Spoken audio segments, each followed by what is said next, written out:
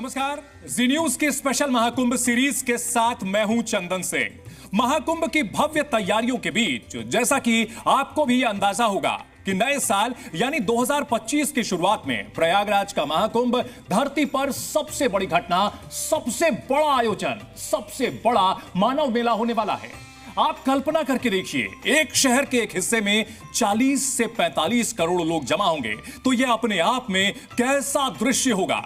जी news Mahakumbh के पूरे 45 दिनों तक लगातार कवरेज आपके सामने लाता रहेगा, लेकिन उससे पहले आपके लिए यह जानना बेहद दिलचस्प होगा कि सनातन के सबसे बड़े महापर्व की महागाथाएं क्या हैं, वो रहस्यमय योग संयोग जिनके दिव्य मिलन से संभव होता है महाकुंभ। जब धरती से लाखों कोस दूर सौरमंडल के अंधेरे से प्रकाश की एक पुंज प्रस्फुटित होती है, ग्रहों नक्षत्रों की गति को अपनी दिव्य किरणों में समेटे वो जब किरण धरती के इस पावन संगम में समाहित होती है, तब अज्ञान के अंधेरे से आध्यात्म के प्रकाश और मृत्यु से अमरता की ओर एक अमूर्त सफर शुरू होता है।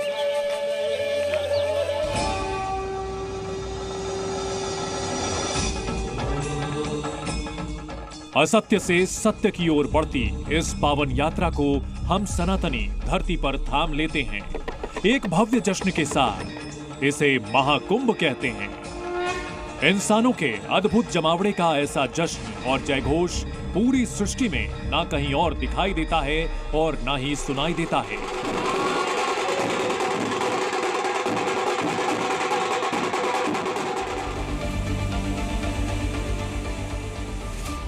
2019 में 20 करोड़ लोग आए, 2025 में 40 करोड़ का अनुमान।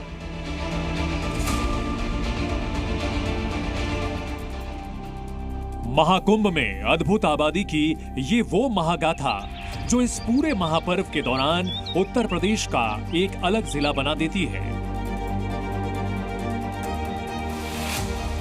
उत्तर प्रदेश का 76वां जिला यानी महाकुंभ डिस्ट्रिक्ट, जिसके लिए अलग से डीएम और एसपी नियुक्त होते हैं, ये महाकुंभ का वर्तमान है। महाकुंभ में दिखने वाले नागाओं की दुनिया अपने आप में एक रहस्य गाथा है। ये नागा सन्यासी 12 वर्ष की कठिन तपस्या और वैदिक प्रशिक्षण के बाद बनते हैं। इन्हें दीक्षा 4 कुंभ स्थलों प्रयागराज, उज्जैन, हरिद्वार और नासिक में ही देने का विधान है। विधान यह भी है कि इन्हें एक दिन में 7 घरों में ही भिक्षा मांगने की छूट है। अगर इनमें इन्हें खाने की चीजें नहीं मिली तो फिर पूरा दिन उपवास। लेकिन यह पिछली शताब्दी की बात है, जब नागा सन्यासी धर्म रक्षा के लिए अलग अलग जगहों पर तैनात होते थे। उस दौरान भी महाकुंभ उनका सबसे अहम ठिकाना हुआ करता था। इस दौरान नागा सन्यासियों समेत बहुत सारे सन्यासी कल्पवास किया करते थे। महाकुंभ और कल्पवास की यह रहस्य गाथा सुनकर आज का आधुनिक विज्ञान भी हैरान होता है। आपको बताते हैं 45 दिन के इस पूरे आध्यात्मिक कर्म के बारे में, जिसके बारे में मान्यता है ये मोक्ष का द्वार खोलता है।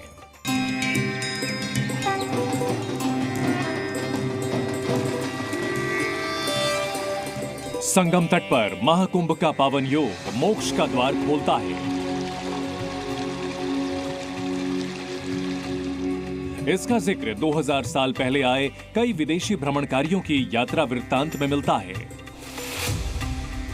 644 ईस्वी में कुंभ आए ह्वेन-सांग ने लिखा, कुंभ में राजा महाराजा महादान से मोक्ष की कामना करते थे। इस वर्णन में ह्वेन-सांग का संकेत 7वीं शताब्दी के सम्राट हर्षवर्धन की तरफ था, जिन्होंने प्रयागराज में 12 साल के महाकुंभ से पहले अर्धकुंभ की परंपरा शुरू कराई।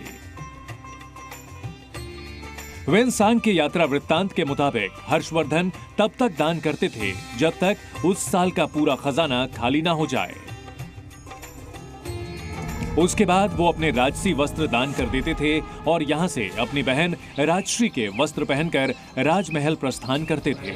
सम्राट हर्षवर्धन जिस मोक्ष के लिए महादान करते थे, महाकुंभ में आज उसी परंपरा का प्रतीक है कल्पवास। 2025 के महाकुंभ में दुर्लभ संयोग, 42 दिन के कल्पवास में 4 युगों का पुण्य। दुनिया के सभी धर्मों में पाप और पुण्य की अवधारणा अलग अलग शब्दों में वर्णित है, लेकिन हमारे वैदिक ग्रंथों में इसकी आध्यात्मिक परिभाषा बेहद दिलचस्प है।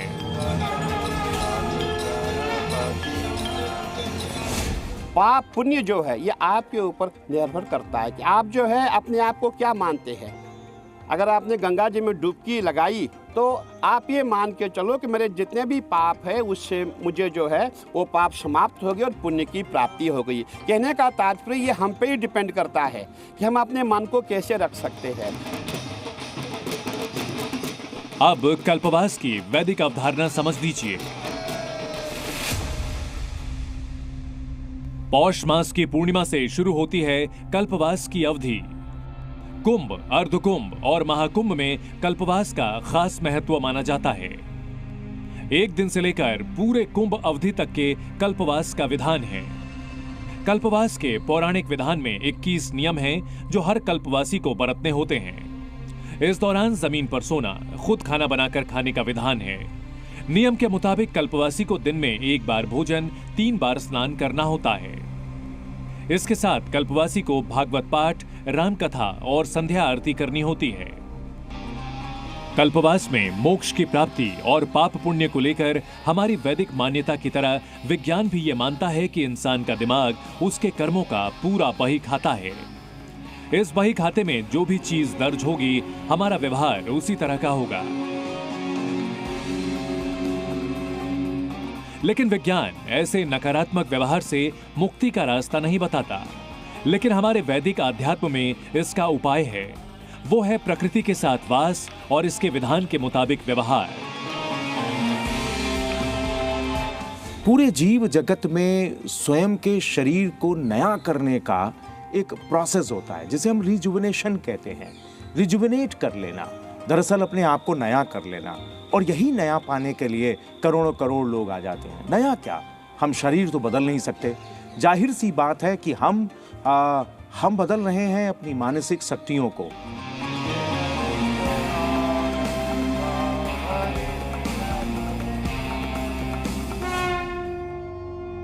महाकुंभ के धार्मिक, सांस्कृतिक और आध्यात्मिक महत्व के साथ एक बड़ा तंत्र है इसके अर्थशास्त्र का। सदियों के साथ इसके व्यापक होते जाने का अर्थशास्त्र। मुगलों के बाद इसकी बुनियाद पड़ती है अंग्रेजों के राज में। तब अंग्रेजों ने कुंभ में अपना मुनाफा देखकर इसका आयोजन भव्य करना शुरू किया। 1882 के कुंभ में ब्रिटिश हुकूमत ने 20,228 रुपए खर्च किए थे। इसके बदले ब्रिटिश सरकार को आमदनी हुई थी करीब 50,000 रुपए। यह सारा पैसा ब्रिटिश खजाने में जमा किया गया। यह दृश्य पूरी दुनिया में सुर्खियां बटोरता है। इतनी बड़ी कि 1915 में जब महात्मा गांधी दक्षिण अफ्रीका से लौटे तो वो भी कुंभ मेले में गए। इस साल प्रयाग में महाकुंभ लगा था।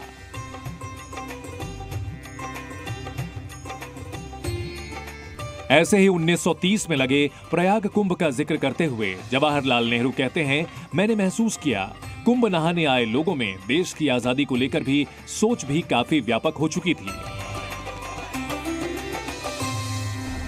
वही कुंभ आज इतना व्यापक हो गया है कि इसकी समाजशास्त्र से लेकर अर्थशास्त्र तक हर साल एक नया रिकॉर्ड बनता है।